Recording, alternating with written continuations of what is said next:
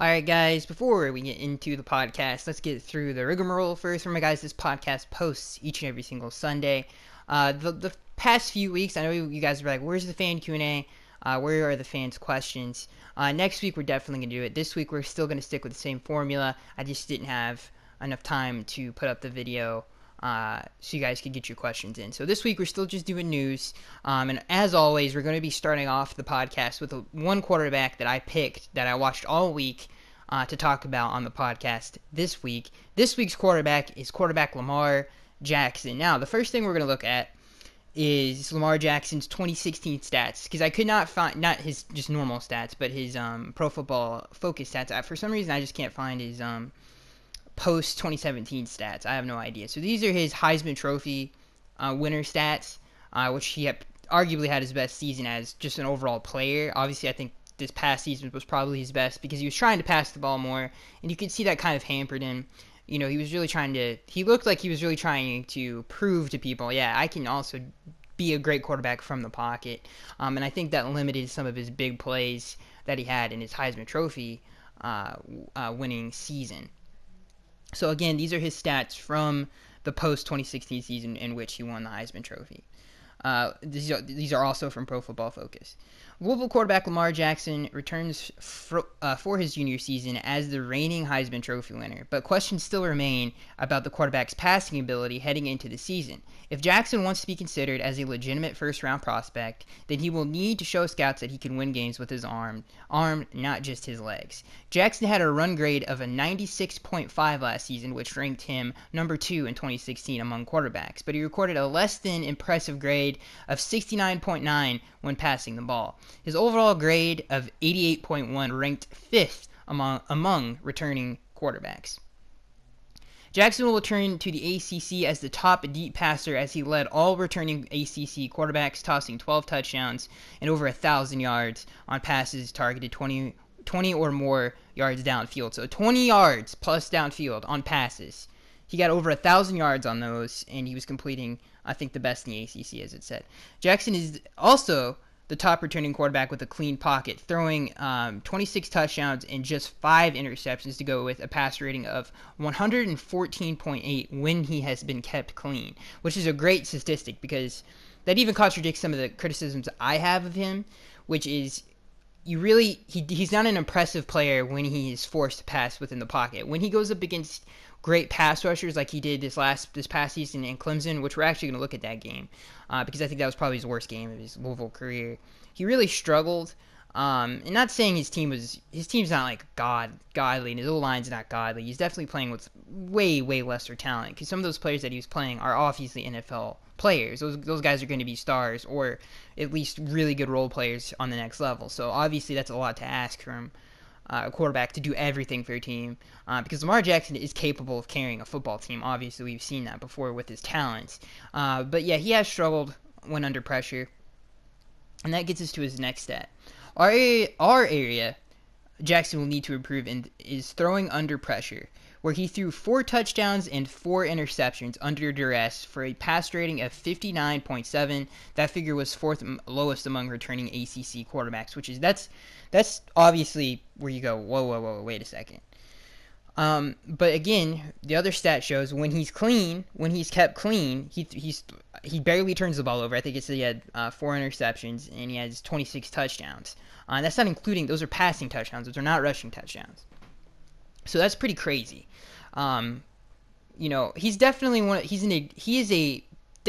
one of those Josh Allen. There's a lot of Josh Allens in this draft. There's a lot of quarterbacks that you look at and say, wow, he just pops off screen. His physical tools are insane. But if you're comparing him to Josh Allen, they have similar areas where they need to improve. Obviously, the thing that I think the thing that Josh Allen has over Lamar Jackson is Josh Allen ran a pro-style offense. He was under center way more than any other college quarterback in the last 5 years has been. So he has that over him. I think he's definitely going to be acclimated to the NFL style of things, as you know, play action bootlegs from under center, just the simple stuff that you get in a pro style offense.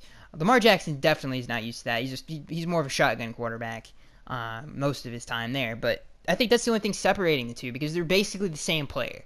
They're basically the same player when you look at, wow, their physical traits are amazing, but can they ever progress as a pocket passer and really get down the cerebral part of football, which is, okay, they're showing a cover two blitz, corner, a dime blitz, corner's coming off the edge. Let me check to this protection so I can get the ball out, either throw it behind the blitz, all that kind of stuff. The cerebral part of football is a very underrated part of it. If you're not an intelligent player, you're never going to be on any kind of level. And I love what people bring out, well, you look at Cam Newtons of the world and Colin Kaepernick's in the past, and, oh, they got off on their legs. You could probably make an argument that Colin did that, but he also had a great team around him. Cam is another one I hear a lot bring up. Well, he's not a very cerebral. He is, actually. If you go back, all of us Dolphins fans that are listening to this podcast, go back and watch the game where we absolutely got raped in that game. Like 50s, I can't remember. They scored like 40-something points on us. The perfect play was when he checked to the screen when he saw the all-out blitz coming, and that's obviously film study, and that's the cerebral part of the game. It's a chess match sometimes. So that's the thing that, not to go off and rant on this, but that's the thing that Josh Allen and Lamar Jackson, I had a question. Like it says, he struggles when he's under pressure. You know how you don't struggle when you're under pressure? That's when you understand coverages. That's what you understand what defensive coordinators are trying to do against you, and then you pick that apart. That's why so many. Some of the great pocket passers in the NFL right now, that's what they do best. That's what separates them from Joe Schmo and to being a Pro Bowl quarterback, is they're able to do those things with film study and stuff of that nature. Now, Adam Gase is a great teacher. He's a wonderful quarterback coach. I think he can teach anybody anything. And if you were going to pick a Superman ability, like Superman-like qualities, like a superhero type physical traits, out of all of them, Lamar Jackson would be your guy. He is literally superhuman when you look at some of the things he's able to do on the football field. He just needs to be polished into becoming a great NFL quarterback, and the cerebral part of that is what he needs to be, what he needs to strive for, what he needs to want to achieve in his game to improve on. And I think if there was any other quarterback coach or coach in the NFL that could take somebody in like that and really utilize his strengths, as well as teaching him the ropes, and especially him learning behind Tannehill and all the other stuff, I think it's a perfect situation if he falls to the second round. I think it would be kind of foolish, because I think we can wait to get Lamar Jackson. I actually, I don't like I've said this in the past, I'm not the biggest Lamar Jackson fan, and out of excuse me, and out of all the quarterbacks that I have watched for this podcast, to do this for you guys, I think Lamar is probably my least favorite. Because there are huge question marks there. He reminds me a lot of Vic and what Vic struggled with. Vic literally just got complacent and really relied on his physical tools, right? He never really became a great cerebral player in the NFL. Like, you don't see him he wasn't Peyton Manning at the line of scrimmage. So that's what I worry about Lamar Jackson. He gives us if you draft him, he might give you two really he might give you 2 Pro Bowl years, and then for the rest of the career, he's okay. And I really don't want that to happen with him. But I think obviously our coaching staff and our head coach is definitely, I think I can't remember who, I think it was, I can't remember who, was it Dan Reeves? I can't remember who drafted Lamar, Vic, but I knew it was a better situation. We have a better situation here than what Vic had at that point in time. So I think we could groom him. One more point I want to make before we go on to the Clemson stats is definitely, now that because I've watched a lot of Lamar Jackson over his years at Louisville, I have. But one of the things I want to say positive is the more I think about it, the more I like it. In terms of, I think the best thing the Dolphins could do if they're in the quarterback market is either wait to the second round and draft a high value guy there, like a Lamar Jackson, who possibly could fall to the second round. It's very unlikely, but I could definitely see it happening. And if he fell to us in the second round, take him, because I think that's a high value pick. I think it's the best situation for us because he is that kind of a quarterback. We don't need a first round.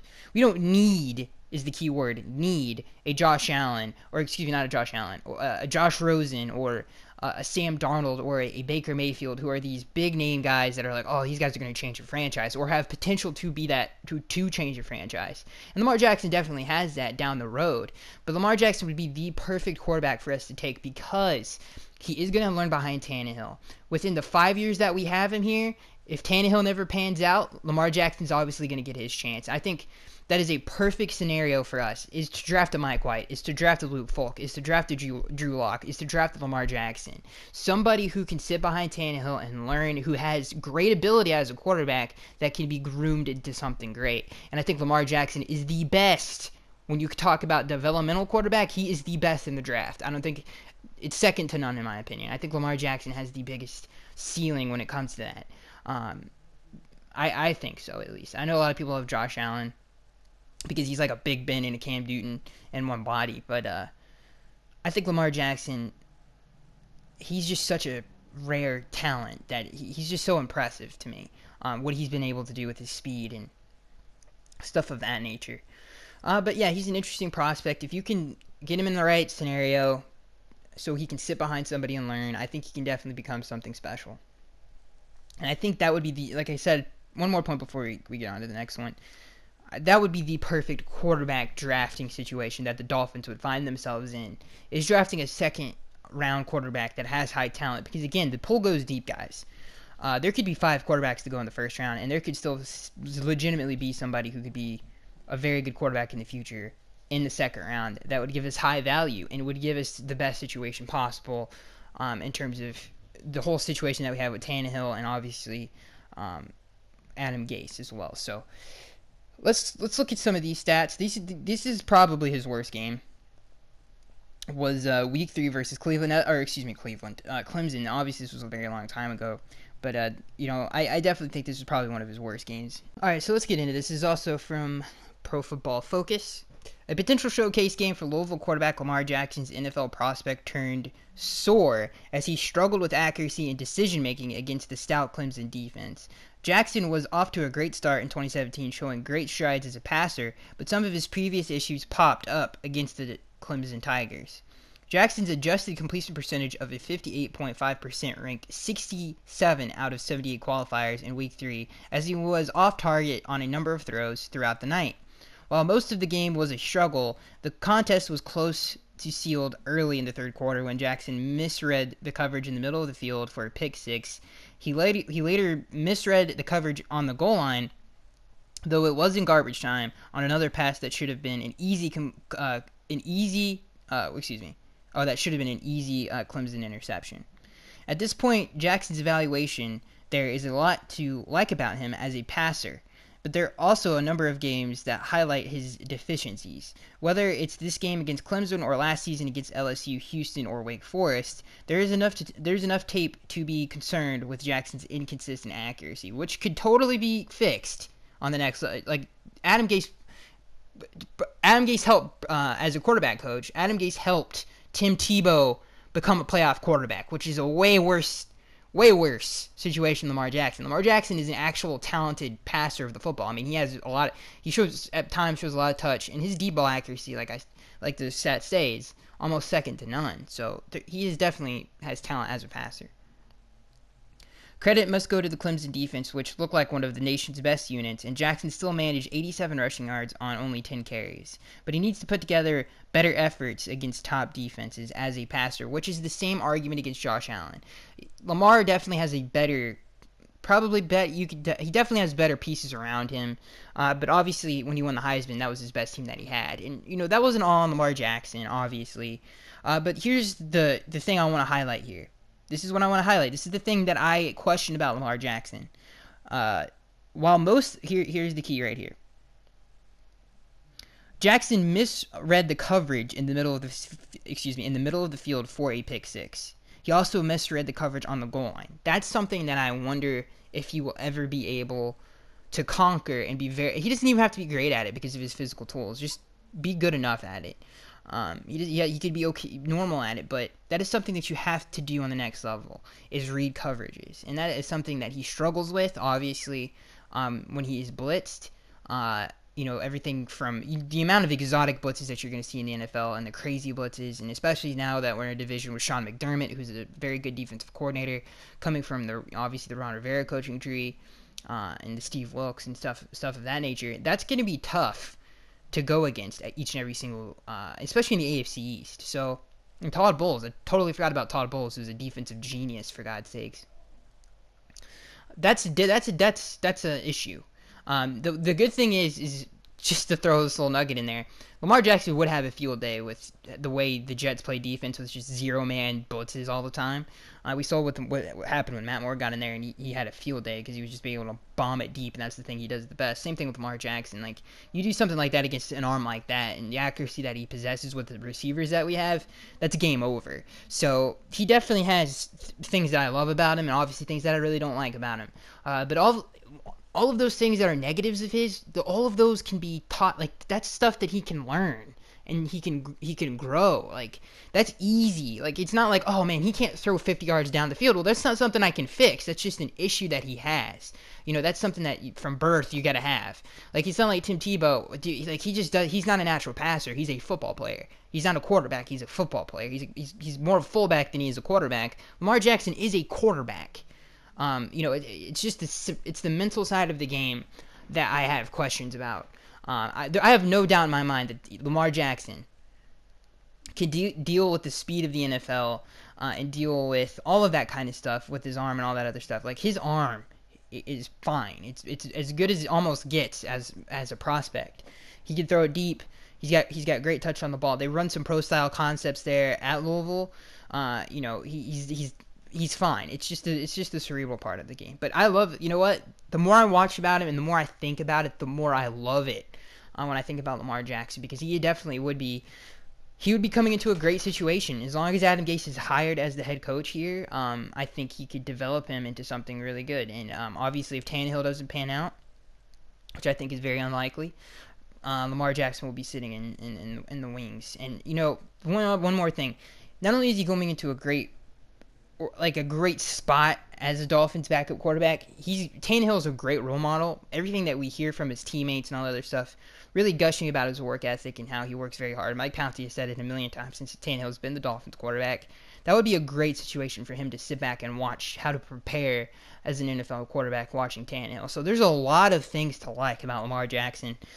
He would be going into a great situation with talented young players to play with, very talented offensive mind in Adam Gase, and a quarterback that knows how to get it done in Ryan Tannehill, and it has been through a very similar situation that Lamar Jackson has been through. Tannehill is kind of the same prospect, really just a very athletically gifted player who's playing quarterback, and that's the same thing with Lamar Jackson, but both have supremely talented arms and could develop into a great quarterback. And we're still waiting we're still in the movie theater waiting for that act to kick in, the third act for Tannehill in terms of when he becomes a great quarterback. And I think the same thing for Lamar Jackson, very similar prospects. So we'll see. But again, I think he would be going into a very, very good situation. All right, let's see here. Let's see what we're going to start with here. Quick, something I'll throw in there quick. Obviously, the Dolphins hired an assistant defensive back coach, or is it his defensive back coach? Hill, former defensive back for the Dolphins. So, yeah, that's just a quick story there. This next news story, Todd McShay has the Dolphins selecting Quentin Nelson, O-lineman from, obviously, Notre Dame. So this is an article from the Sun Sentinel. Dolphins fans might roll their eyes when they see who ESPN's Todd McShay has their team taking with the number 11, the 11th overall pick in the latest mock draft. Notre Dame guard Quentin Nelson. If that happens, it would be the fourth time in the last 8 years Miami has used a first-round pick on an offensive lineman, and each could be a starter in 2018, meaning Miami could have the first 4 picks starting on the offensive line. 4 first-round picks starting on the offensive line. The Dolphins selected center Mike Pouncey in 2011, and he's been a 3-time Pro Bowl selection. Right tackle Juwan James, who is signed for $9.3 million in 2018, was the first-round pick in 2014. Left tackle Larry Tunsil, who struggled at times after starting at left guard as a rookie, was the first-round pick in 2016. Let's see, who is this a quote from? This is a quote from somebody. Quote: Quarterback could be an option for one of the top 4 quarterbacks is still available. This is from Todd McShay.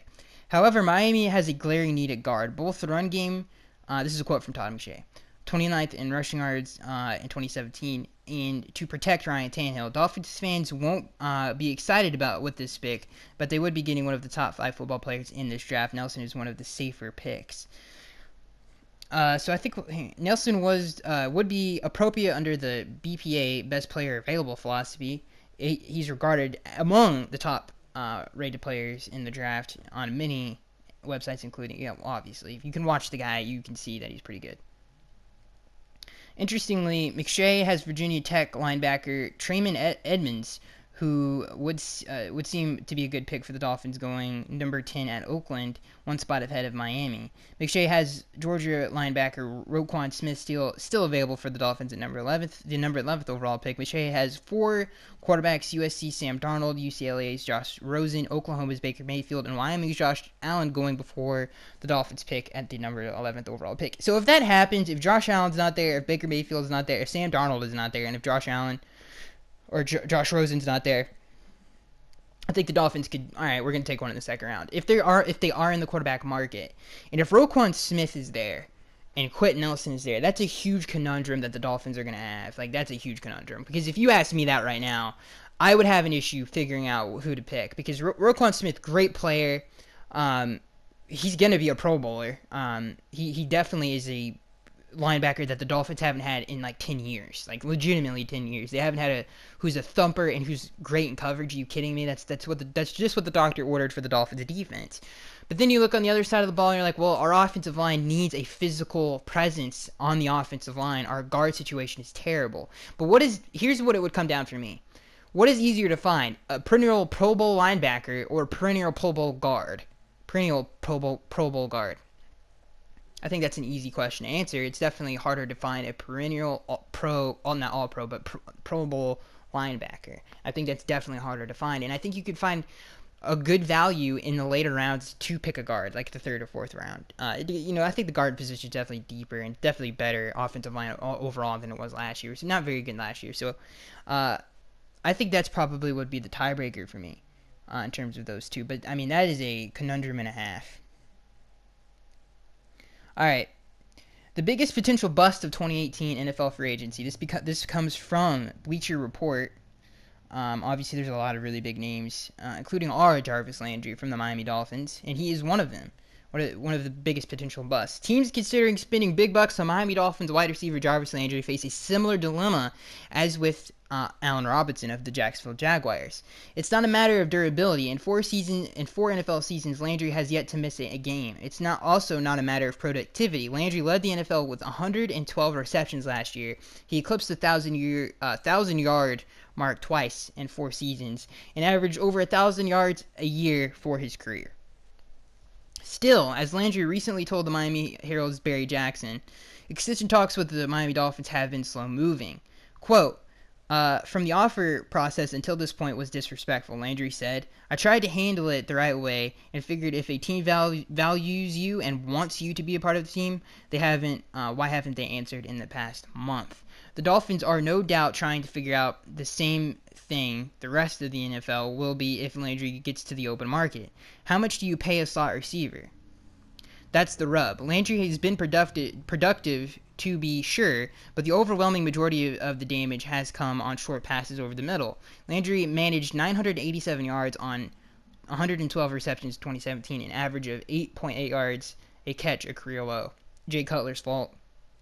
We had quarterbacks like Matt Moore, David Phillips, and Jay Cutler who do not raise the talent level of the players around them. I think we could say that fairly. They're not outstanding players, and I think that hurt Landry, especially with the inconsistency in the revolving door at the quarterback position. I don't need to go into all that. This isn't to say Landry can't stretch the field. He averaged over 12 yards a grab in 2016, but his career average per catch in a tad over 10 yards low for a receiver who could make over $13 million a season on a new contract. Landry wins the route running and yards after the catch, not dominant physical talent. That sort of cheddar for a slot receiver puts pressure on a salary cap from an unexpected position, pressure that will filter right down to Landry. Anything less than 100-plus catches and 1,000-plus yards, and it's bust city. Well, yeah, I guess if he's getting paid $13 million a year, I think that's pretty easy for Landry, though, especially if he's playing with a good quarterback. I think Jarvis easily can get 100-plus receptions, 100-plus or 1,000-plus yards easy I don't think any of us would doubt that. People are caught on this Bill Polian just school of thought where like, oh, you don't play your slot receiver a bunch of money. It's retarded, or it's insane, right? So, I mean, if the player is a productive NFL athlete, right? Plus, times change. Like, positions change. The running back is nowhere near as valued as it was 10 years ago. Obviously, they basically do. You have to do so much more as a quarterback and running back now. You have to be an all-around athlete. You have to be able to catch the ball out of the backfield. You have to be able to, be a closer in the fourth quarter. That's why you see so many NFL teams with two different quarterbacks, because of the just two different styles of play. But if you can find one that can do everything, that allows your your offense to be way more deceptive, and that's something hopefully that we can do this offseason. But Jarvis, again, this whole slot receiver thing is a little crazy. But I thought we would bring that up. The prize targets for every NFL team in free agency. So these are prized, obviously, free agents for every NFL team. I just want to say this one real quick. Arizona Cardinals is Tyrod Taylor. This is from Bleacher Report. If Tyrod Taylor leaves the AFC East, I'm going to laugh so hard. I cannot, dude. For some ungodly reason, he plays like a all-time great NFL quarterback against us, and obviously a lot of that is matchup issues. We almost beat it with David Fells, but I think that has more to do with the team than it does him as an individual. Team, just not the greatest matchup because of their power run scheme. Their clock, obviously, our offense can't stay on the field for very long, so that tires out our defense, and obviously that trickles down to everything else. But yeah, if he leaves, I'll be pretty happy. I'll be a pretty happy camper. Because I definitely think he fits that team to a T in terms of what they want to do. Not turn the ball over and keep the clock running. The Miami Dolphins' prized free agent, according to Bleacher Report, is Jimmy Graham, tight end. The Miami Dolphins are stuck between a rock and a hard place. They have 2 first-round offensive tackles in Laramie Tunsil and Juwan James, and a first-round center in Mike Pouncey, but they still have a struggling offensive line. The team got it passed after Ryan Tannehill's preseason knee injury led to Jay Cutler coming out of retirement to start for the team, but they need to win in 2018 for head coach Adam Gase to keep his job. It's hard to imagine that the team invests even more in bookends, sinking even more investments into a struggling offensive line. Their best bet might just be to stick it out and hope their evaluations were correct in the first place. First of all, the tackles are not the issue. This is misinformation. I'm not happy with this. Correct in the first place. They can assist their tackles by giving them a decent tight end. First of all, the guards, the interior is the issue, not the tackles. Our pass protection is great. It's the run game that struggles. All right. Anyway, while Jimmy Graham's blocking ability has never been his strength, which is weird to bring up that point. Having him help chip onto defensive ends better than isolating tackles in one-on-one situations. And you're less likely to blitz with a line. Dude, okay, all right, I'm going to stop everybody here. I'm going to stop this here. Last season, Graham, we're going to get into the stats. Last season, Graham, who played college football and basketball at the University of Miami, recorded 522 receiving yards, good for 17th among NFL tight ends, and 10 receiving touchdowns, good for first among NFL tight ends. Julius Thomas, Anthony Fasano, and A.J. Derby, the Dolphins' top 3 tight ends, weren't even able to match those numbers combined. Graham could give them an element that they needed for years, a legitimate receiving threat at the tight end position, while also giving Miami Dolphins some potential training wheels for their bookends. First of all, if you want to bring up the point, okay, he would be a great receiving threat, red zone threat, touchdown machine. Okay, I give you that. Okay, but yeah, if he could stay healthy, he would be a great pickup for the Dolphins. But to add the fact that he could chip people, paying this guy upwards of $7 million a year is you talked about Jarvis Landry. Oh, we're not going to pay Jarvis Landry $13 million a year because he's a slot receiver. To say, oh, we're going to pay Jimmy Graham even more money because guess what? He can help our tackles out, I think is just hilariously stupid. But whatever. I don't think this would be a good pickup. I think it would be a terrible pickup. I think you're investing money into an old tight end who can't stay healthy, who is not a player who can give you 100 yards game in and game out because of his health. He's a great red zone threat, very similar to Julius Thomas, if he's healthy. I think his athleticism has deteriorated to an all-time high since he was obviously in his prime with the Saints. Like, he's not even close to being the same player he used to be. And that's an issue. So those are so many red flags, and absolutely not. Absolutely not. I think you could get Cameron Brate if you want to help somebody chip tackles and actually block in the run game. He's a way better run blocker, and he's actually way more athletic, and he's way more durable. If those are your credentials for being a Dolphins tight end, then if that's your criteria, then I think you should probably go that route. But yeah, Jimmy Graham would be a terrible pickup for the Dolphins. He's a big name. That's about it. That's about the only, I guess, argument that you can have. It's like, oh, he did all this stuff 4 years ago. No, it just would not be a good pickup for health and obviously consistency. I think the Dolphins need to go get a tight end that can do everything in the passing game, not just do something when you get on the 20-yard line, who can help move the chains and be that kind of a guy for Ryan Tannehill. Be a security blanket, who can make moves in the open field, who's a tough guy to bring down, similar to a Rob Gronkowski, who can do all of those things. Jimmy Graham can't run away from anybody anymore. He's a great 50-50 ball guy. He's a great, hey, you're a basketball player, I'm going to throw it up to you in the red zone guy. He's not going to move the chains on 3rd and 15 and 3rd and 10.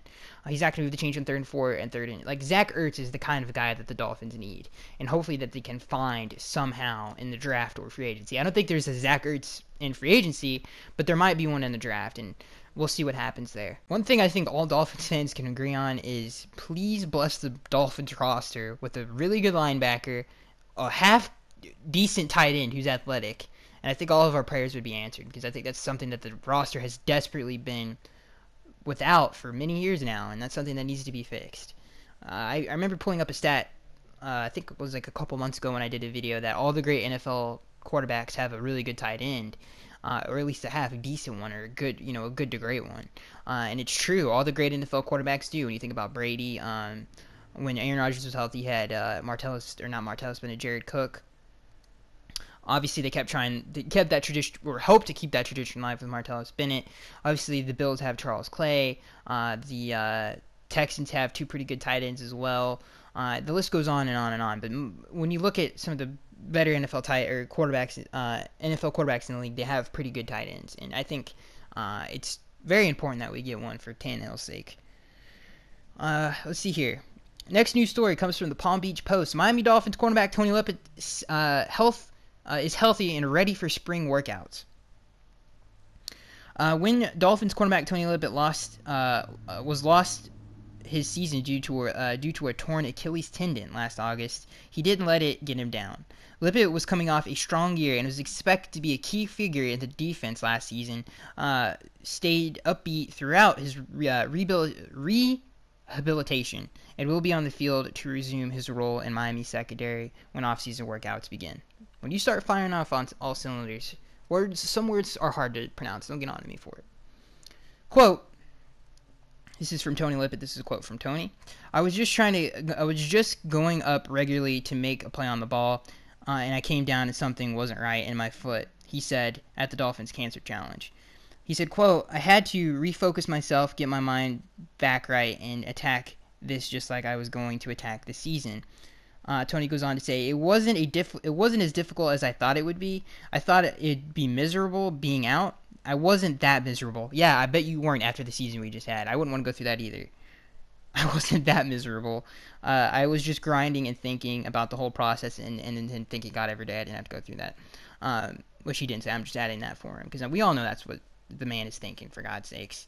That's what I'm still doing. I'm going to be ready. This was the first time Lippett has spoken publicly since his injury 6 months ago. Lippett, 25, started 13 games for Miami in 2016 and led the team with 4 picks. This will be his 3rd season with the team, and it's a big one career-wise, with unrestricted free agency awaiting him next spring. He was with the team all last season for his rehabilitation and was a part of the close-knit defensive backs corner of the locker room. He enjoyed watching the development of young corners Xavier Howard and Cordrea Tankersley last year and is eager to rejoin them. He also met with his new coaches. The Dolphins replaced Lou Anamuro, or however the heck you say his name, as defensive back coach, which seemed to disappoint Lippett, but he had a good conversation with replacement Tony Oden, who he also has history with assistant defensive back coach Ronaldo Hill, who also played at Michigan State and was around in a limited coaching capacity during Lippett's time there. Lippett will get going with the group when organized team activities begin in May, and has no doubt he'll be at full strength for those practices as he builds towards a comeback this season. He said, quote, "It's been intense. It's been good." He said it on his road back. "I've learned a lot of stuff about my body, and I've just been grinding and getting better each and every single day," which is great. It's great to hear that about Tony, because when you look at our secondary, a lot of the player, like obviously Cordrea was a huge surprise, and he had a very good rookie season for a corner. Obviously that was overshadowed by how bad and ridiculous the parade and the circus that was our season that particular year. But he had a pretty good rookie season. Obviously Bobby McCain came out as one of the best slot corners, if not the best in the league. So that's great. Obviously Xavier Howard down the stretch really put together some great games. His best game was against New England, against Tom Brady, obviously picking off Tom Brady 2 times in that game, which is obviously very difficult. And he's looking like he can be something down the line, and getting Tony back would just be amazing and add more depth and talent to that secondary. And not to mention Torrey McTyer, who looks pretty good as well. So we'll see. It's definitely looking, the future is bright for the Dolphins secondary. Let's see here. Just a quick one right here. Andre Branch just finished his surgery. He's looking to come back strong, obviously. We'll see how that pans out. Obviously, that was a huge disappointment coming off the year that he had in 2016. Next news story. Revisiting an overlooked Miami Dolphins strength in 2017. This comes from the Miami Herald. As long as Matthew Slater plays for the Patriots, Michael Thomas will have an uphill battle to make the Pro Bowl. Fans, players, and coaches elected Slater to the NFL's All-Star game for the seventh straight year, even though the New England Patriots specialists missed nearly half the season. Thomas, meanwhile, just ridiculous. Thomas, meanwhile, was again overlooked. Overlooked is too weak of a word, at least in the eyes of Pro Football Focus. The scouting service tried to make up for it, however, by naming Thomas its NFL Special Teams Player of the Year. Here's why. Before injury cut his season short after 14 weeks, Thomas had seen at least one snap at 10 different positions on the Dolphins kickoff coverage unit, and he was the Dolphins' primary punt protector on punts. In those 2 roles, he racked up 10 special teams tackles, tied for 5th in the league after 14 weeks. More importantly, he didn't miss a single special teams tackle attempt, considering how often we see a big play on special teams comes as a result of being of a player missing a tackle or blowing an assignment. Thomas's consistency when it comes to doing his job was huge for the Dolphins when they kicked or punted the ball away to their opponents. So obviously that's big news for us. I mean, hearing Michael won Special Teams Player of the Year, and obviously what this article is getting at is that the Dolphins have a great special teams unit, and I think Darren Rizzi did a great job of replacing Andrew Franks with Cody Parkey, who had a pretty dang good season for us, and I think he's definitely more of a talented kicker than Andrew Franks was because of his leg. So I love Cody. I think he has a bright future with us as well. Obviously, Michael Thomas hopefully has an even brighter future with us, because he gives us such great value at his position. He's so versatile and so talented in many different areas of the game of football. So hopefully we can keep him around. And the Miami Herald is right. That is a very overlooked aspect of our team, is our special teams unit. And Darren Rizzi is a great coach when he's coaching the special teams. And we have one of the best rushes as well, as a punt rush unit and as a kick blocking unit. Jimmy Garoppolo's 49er contract, Dolphins' Ryan Tannehill looks like a bargain. This comes from the Palm Beach Post. There were more than a few arched eyebrows when Ryan Tannehill signed a $96 million 6-year extension with the Dolphins in 2015.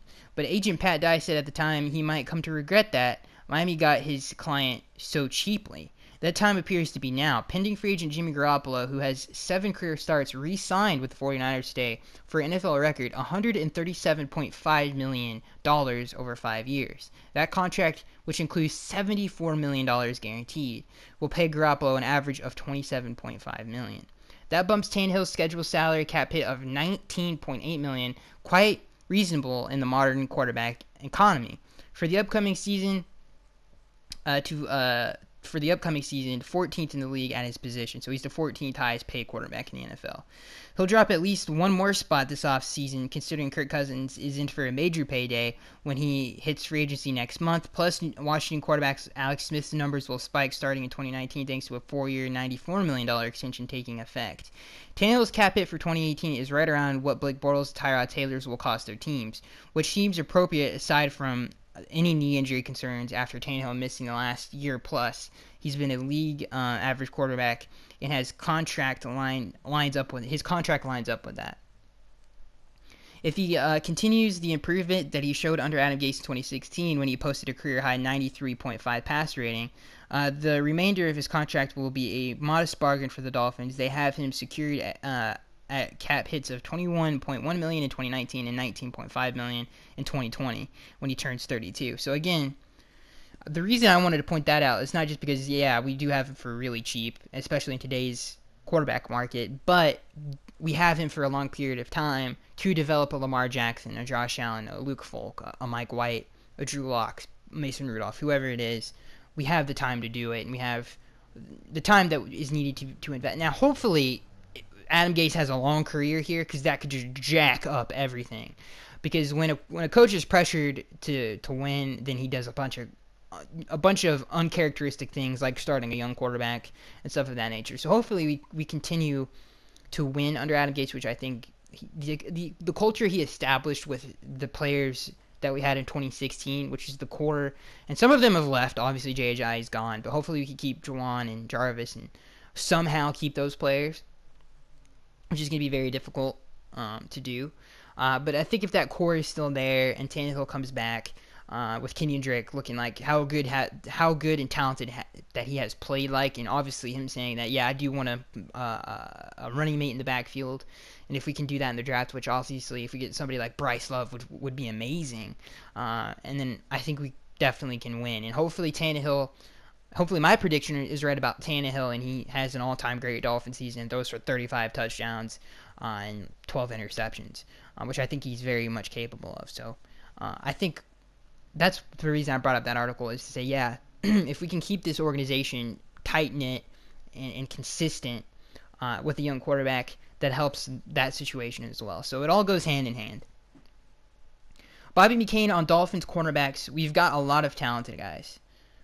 So I thought that's literally it. That's the whole. There's not a whole lot going on, obviously, it's the offseason, but I thought we would bring that up. He's right, we do. The young, I mean, a lot of people forget about Cordrea, especially with all the stuff that we're talking about now. We forget about some of the rookies that played pretty well. When you talk about Devon Gottschalk, Vincent Taylor, Isaac Asiata, who was a disappointment, but Cordrea Tankersley was one of those later round gems. And he doesn't get talked about enough.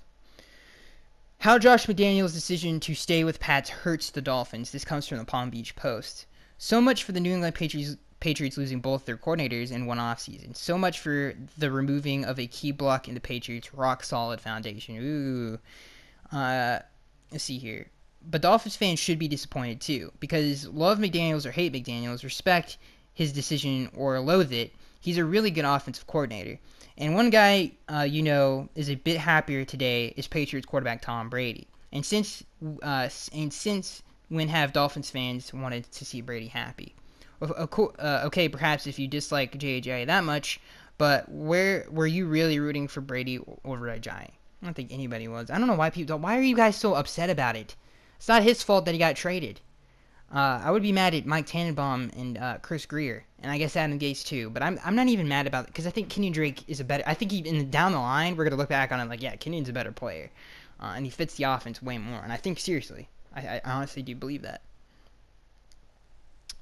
Yeah. So this goes about. They're just crapping, really just stroking the Patriots in this article. So we're just gonna move on from that. I don't know. Nobody wants to hear that. Okay, I don't care if Josh McDaniels is their coordinator for the next 20 years. Who cares? We can still beat them in Miami, and hey, man, that's good enough for me if we split the series year in and year out, because that's something that the rest of the AFC's teams would kill to do. So I'll take that any day of the week, for sure. And I think that's what gives us the best chance to be AFC's champions, because we've had success in Miami against the Patriots with Brady at the helm. So that's not something else. They can't. The Buffalo can't win a home game against New England. Neither can the Jets. So We're the only ones who've been proven consistently that we can beat them at home. So I'm ready, man. I've said this before, and I'm saying it again. We are the most prepared to overtake. And everybody's like, oh, the Bills went 9-7 and made the playoffs. Good for them, okay? They barely beat us twice with Jay Cutler throwing, I don't even know how many turnovers. He had 6 turnovers in that game. They barely beat us. We had a chance to win it at the end of the game. I mean, are you kidding me? And then obviously the last game with David Fales starting as our quarterback, we almost beat them. That is a team that is trying to get into the playoffs, that haven't made the playoffs since the 90s, for God's sakes. And we almost beat them with David Fales. And Juwan James was nowhere to be found. Are you kidding me? And we almost won the game. We should, if we were actually playing to win the game, I can't remember how many points we would have finished with, but we went for it on 4th down with David Fales in the red zone. I don't even know. I think 2 or 3 times. So they're lucky they got away with that. All right, Tannehill's coming back. We're loading up the roster. We got picks. We got young players on the roster that looked really good in 2016. We talk about Jakeem Grant, Kenyon Drake. Hopefully get more opportunities this upcoming season because they showcase some of their skills. Tannehill, I'm ready to go, ladies and gentlemen. Let's get Roquan Smith at the 11th overall pick, Josh Jackson. Load up the defense, fix some of the issues there, get Tannehill a tight end, get us a backup that can either be just a safety net for Tannehill, whatever. There's a couple things we need to get done. Fine. I think we're the best team in the AC East that's not the Patriots, and I will keep saying that because we have proven it. We have proven that, and I honestly do believe that. Obviously, we split the series with the Jets, got swept by the Bills because of circumstances that I hope don't ever come back around again, and I don't think will. I don't think Tannehill's on the level of Cutler, but when you look at it, I think we're the best. We're the next man up. If not, we'll just be second place in the playoffs. I really do believe that. This team is still talented. And if we add a couple pieces, then I think we'll be good to go. And, dude, I'm telling you right now.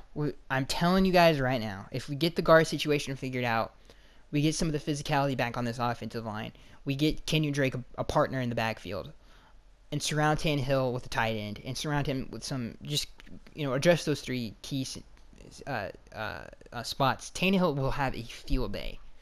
He will have a dang field day. Mark it up right now. If those 3 things happen, I'm making a bet with you guys. If those 3 things happen, the guard situation is adequately fixed. The running back situation is adequately fixed. Kenyon Drake is great, but I do think he needs an adequate backfield mate back there. And what else? What am I missing here? Tight end. Did I already say tight end? And if you get him a tight end, 35 touchdowns, if not more, and only 12 interceptions. Bet. Because I'm not joking around. I'm honestly, I'm saying that. And we will make the playoffs. Bet. Alright. This last news story, which is hey, there's not a lot going on. But I thought we would go through a mock draft. In this Bleacher Report mock draft, which is what they claim to be the best fits for every NFL team, the 11th overall pick, the Miami Dolphins select offensive tackle Connor Williams out of Texas. I don't like the pick because he's injured all the time. I can't count on him on a consistent basis. I think if you really want to, you could probably trade down and still get him if that's the guy that you want. Plus, so Roquan Smith was already picked. What's the kid? Evans from Alabama. I can't remember his name. The linebacker from Alabama, who I think is the second best linebacker, especially inside linebacker in the draft. So I like him over Connor Williams. Obviously Quentin Nelson. So yeah, I don't get that pick, but that's probably one of the worst picks I've seen so far. Because that pick I would legitimately not be okay with. You know what? We're going to throw one more news story in here before we leave. Eagles, I didn't want to do this one because it's like, it's one of these weird ones. It's like, there is really nothing to talk about this offseason. Eagles' success should the Dolphins go for it and gamble even more because of the Eagles' success. The 4th down touchdown pass to the quarterback on 4th down and goal with about, let's see here, 9.5, was there that many minutes left on his own half of the field? Take your pick, or who cares? In a copycat league, I don't care about what the Eagles did. Can we get to us? The Dolphins rewarded Philbin's trust, finishing in the bottom third in fourth down conversions to find the last time the Dolphins were any good on fourth down. You can go back to 2009 when they were 13 out of 18, 72%. Only the Jets 75% were better. Okay, so I guess that's a good little nugget there. The Dolphins need to go for it more on fourth down. You know what? How about we get good down and distance, and then we'll go for it more on fourth down. I think the fourth down that both fourth downs that the Eagles converted was on the 1 yard line in the red zone, okay, and then obviously 4th and 1. That was obviously one of the bigger conversions to win in that Super Bowl. If we got 4th and 1s all the time, heck yeah, I want to go for it every single time. If we get more physical up front, but dude, we average like 3rd and 15 for God's sakes with all the penalties and just we get hit in the backfield so much on running plays. It's insane. If we could just get some guards on this dang team and not worry about tight ends chipping the tackle, helping the tackles block, which is the least of our worries, I think we'll be okay. Thank God Bleacher Report isn't a GM for any NFL team. Alright, so that is it, guys. I am Skagster1083. If you guys enjoyed, hit the subscribe button where we upload this podcast each and every single week. I hope you guys enjoyed it. I am Skagster1083. Let me know what you guys would do with some of these scenarios and some of these rock in a hard place, as the Bleacher Report called it. What would you do in free agency? What are your moves? I would love to hear it and discuss that down with you guys in the comment section below. And I am Skagster1083, and I'll see you guys in the next one.